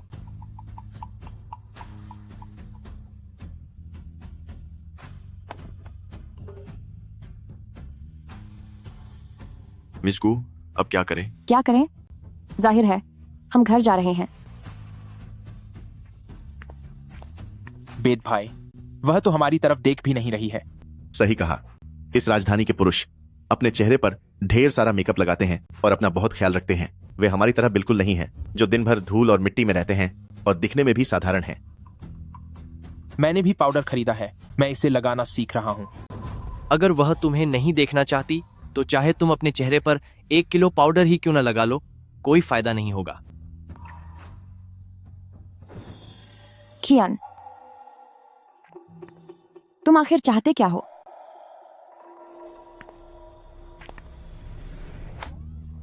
मुझे नीचे उतारो। तुम मुझे कहां ले जा रहे हो? बेशक, घर। तुम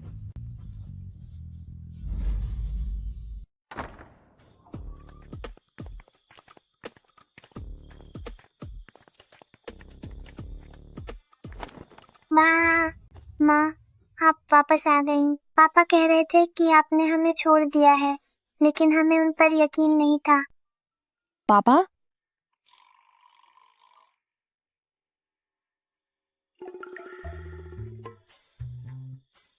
पापा, ये तो बहुत अच्छा हुआ।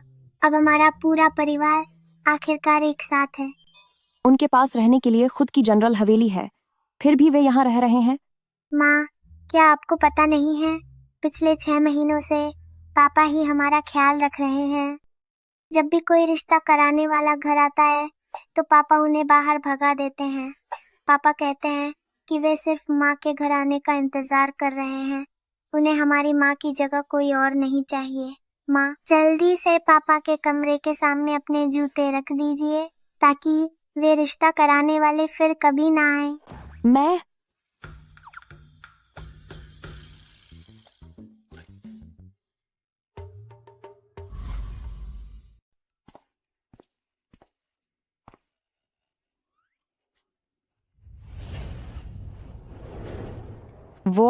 वो लोग तो बहुत ज्यादा ही मनमानी कर रहे हैं। माँ, क्या आज रात इन तीनों पिताओं को आपके साथ ही सोने दिया जा सकता है? वे अपनी ड्यूटी खत्म करने के बाद रोज शहर के दरवाजे पर पहरा देते हैं और आधे साल से आपका इंतजार कर रहे हैं। बेचारे बहुत दया के पात्र हैं।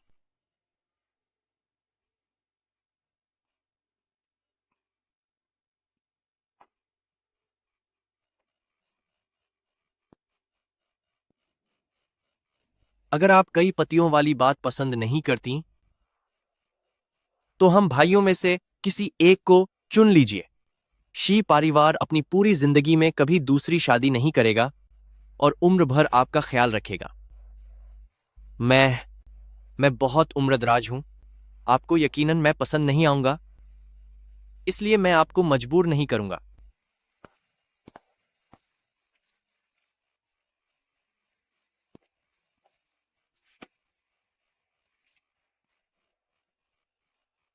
अगर आप चुनना नहीं चाहती तो कोई बात नहीं, हम में से कोई भी आप पर दबाव नहीं डालेगा। सिर्फ इतना है कि आगे चलकर जब हम राजधानी जाएंगे, भले ही आपका कोई नया पति हो जाए, पर हमें बच्चों से मिलने की इजाजत दीजिएगा।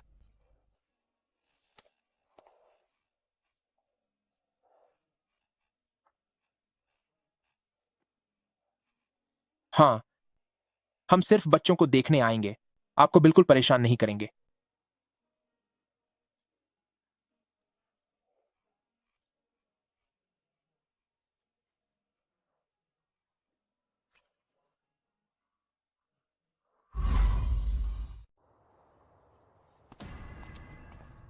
पिताजी, बुरा हुआ, माँ गायब है।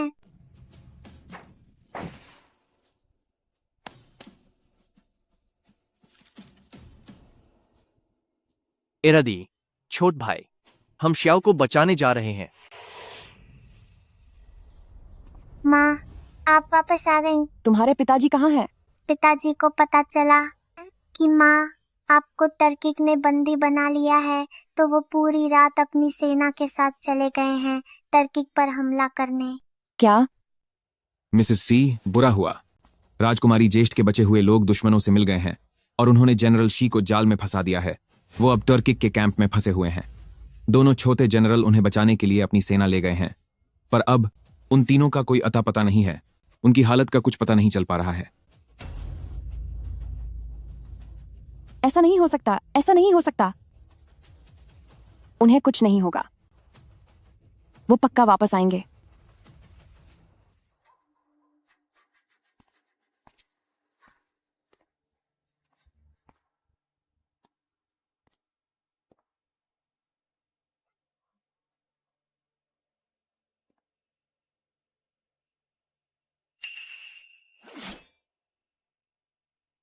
शी एर्ज। शुक्रिया दूसरे भैया। तुम यहाँ क्या कर रही हो? मैं आप सबको बचाने आई हूँ। बेद भाई और छोट भाई कहाँ हैं? सुना है कि बेद भाई को सबसे गहरी कालकोठरी में कैद किया गया है, जहां भारी सुरक्षा बल तैनात है। और तो और वह इशारा छोट भाई ने ही भेजा था। हमें जल्दी यहां से निकलना चाहिए।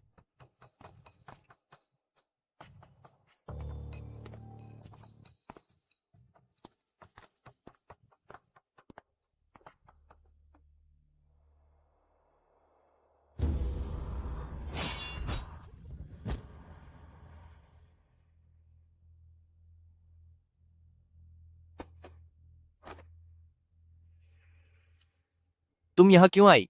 जल्दी जाओ यहाँ से। बुरा हुआ, कोई कैदी छुआने आया है। चलो।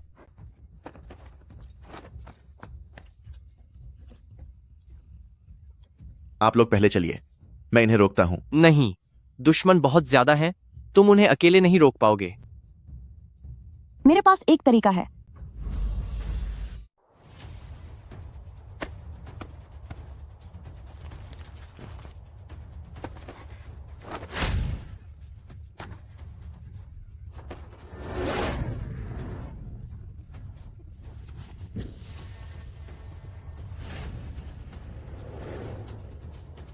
पूर्व की ओर भागो, छोट भाई वहीं इंतजार कर रहा है।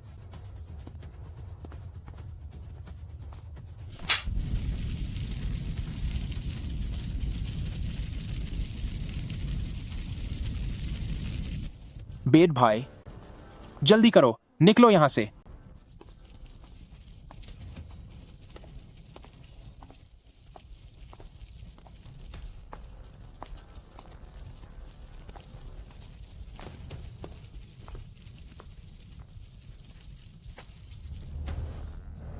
उन पर हमला करो। सावधान।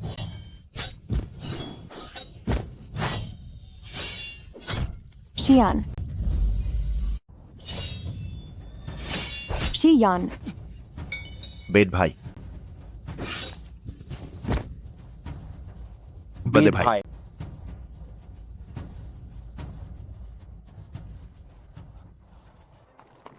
खुशखबरी, तुर्की सेना का अनाज और चारा जल गया है। उनका मुख्य सेनापति गंभीर रूप से घायल है। उनकी सेना पूरी तरह बिखर गई और वे जान बचाकर भाग गए। अगले 10 सालों तक तुर्क फिर कभी सीमा पर हमला करने की हिम्मत नहीं करेंगे। याओ याओ,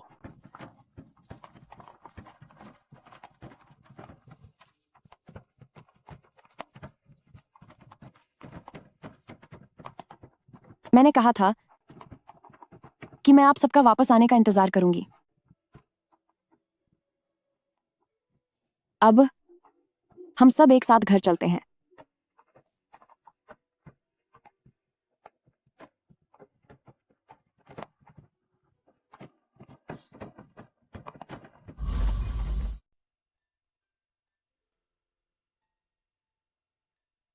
बादे भाई की हालत बहुत नाजुक है। उनका काफी खून बह चुका है। वह अब तक सांस ले रहे हैं। यही अपने आप में एक चमत्कार है। याओ याओ, हम तुम्हारी हालत समझ सकते हैं। लेकिन बादे भाई, शायद यही उनकी किस्मत में था। अब तुम जाकर आराम करो। उन्हें कुछ नहीं होगा।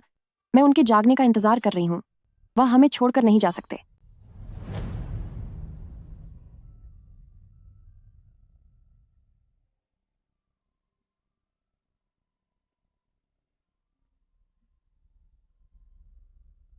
आप जाग गए? जब तक तुम मेरे पास हो, भला मैं कैसे नहीं जागता? शियान, याओ याओ, क्या तुम्हें याद है वो साल जब राजधानी की गलियों में तुमने 3 नन्हे भिखारियों की जान बचाई थी? राजधानी की गलियां? तो वो आप थे? हुक्म है कि सी परिवार के बचे हुए लोगों को पकड़ लिया जाए। सी परिवार के पूरे परिवार को सजा मिलनी चाहिए। पूरी तरह से नामो निशान मिटा दो, एक को भी मत छोड़ना। छोट भैया, कुछ बुरे लोग तुम्हें खत्म करने आ रहे हैं। जल्दी याओ याओ के साथ चलो। चलो।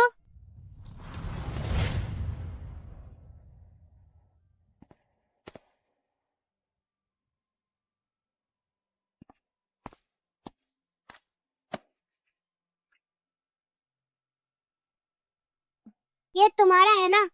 शुक्रिया। छोटी बहन, क्या तुम्हारा नाम याओ याओ है? मेरा नाम गुशियाओ है। ये नाम मुझे मेरे दादाजी ने दिया है। वे बहुत महान हैं। वे महाराज के गुरु हैं। मैंने दादाजी को ये कहते हुए भी सुना है कि अगर जिंदा रहना है तो पश्चिम की ओर जाना होगा, जितना हो सके उतना दूर। पश्चिम की ओर है? राज्य की सीमाओं से बाहर, जहाँ महाराज का हुक्म न पहुँच सके। मैं समझ गया। याओ याओ, जान बचाने के इस एहसान को हम भाई कभी नहीं भूलेंगे। अगर मैं बच गया तो मैं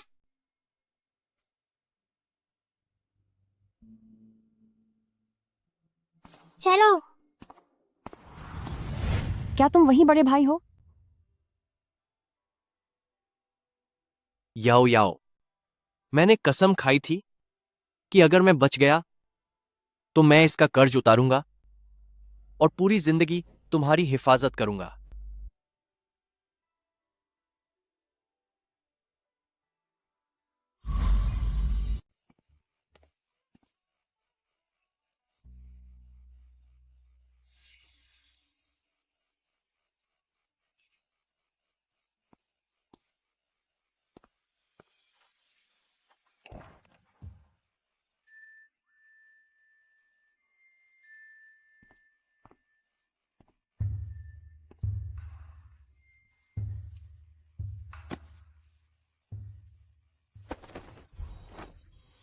शियान, मुझे नीचे उतारो। याओ याओ, मैंने कसम खाई थी कि अब से मैं अपनी पूरी जिंदगी तुम्हारा कर्ज उतारने में लगा दूंगा।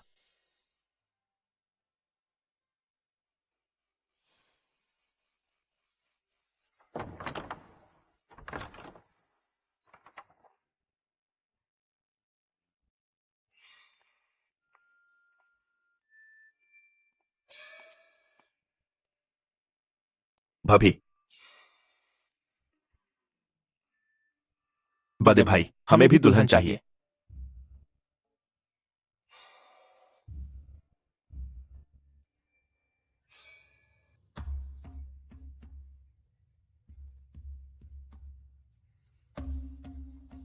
याओ याओ, उस साल जब तुमने हमें बीजिंग की सड़कों पर बचाया था, तब तुम भी शायद इतनी ही बड़ी थी।